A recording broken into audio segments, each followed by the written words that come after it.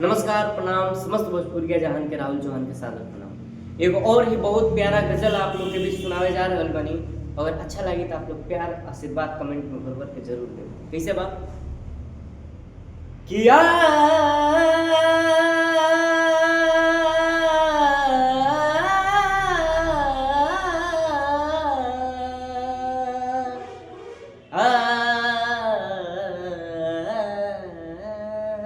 कैसे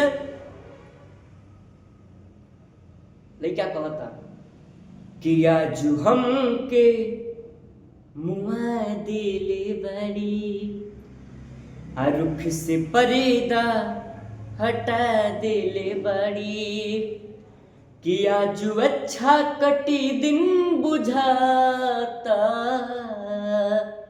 कि भोर ही मुस्कुरा दिले बड़ी भोर ही मुस्कुरा दिले बड़ी आजू हमके मुआ दिली बाड़ी रुख से पर्दा हटा दिली बाड़ी आज हमके मुआ दिली बाड़ी रुख से पर्दा हटा दिली बाड़ी आज अच्छा कटी दिन बुझाता भोर ही मुस्कुरा दिली बाड़ी भोर ही मुस्कुरा दिली बाड़ी भोर ही मुस्कुरा दिल बाड़ी। और आप लोग वीडियो में लास्ट तक बनल रही। देखिए हम लोग सूट ताल नहीं किया, बस आप लोग के देहल माई के देहल आवाज वही से का होते हैं।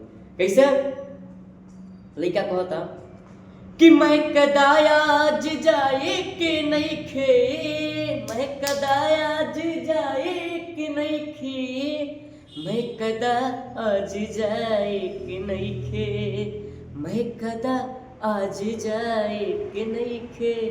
और कहे कैसे कहता कि काहे नहीं जाए के कि आँख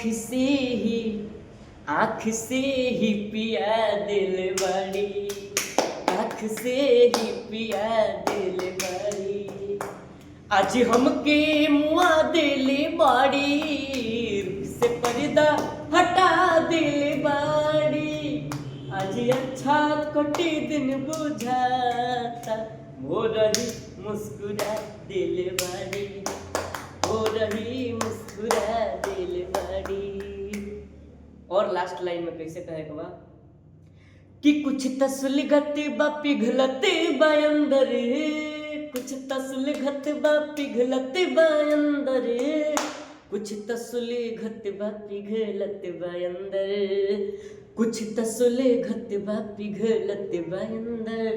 कैसे कि आग ऐसन लगा दिल बाड़ी आग ऐसन लगा दिल बाड़ी आज हमके मुआ दिल बाड़ी रुख से पर्दा हटा दिल बाड़ी कि आज अच्छा कटी दिन बुझाता भोर ही मुस्कुरा दिल बाड़ी भोर ही मुस्कुरा दिल बाड़ी भोर ही मुस्कुरा दिल बाड़ी।